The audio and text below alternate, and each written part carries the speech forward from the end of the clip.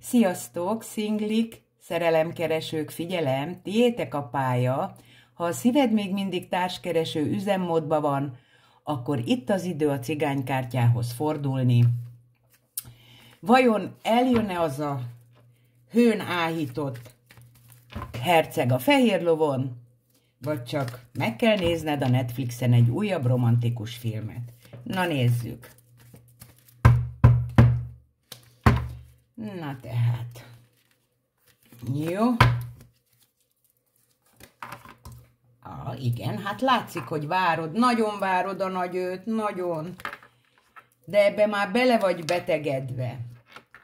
Egy kicsit.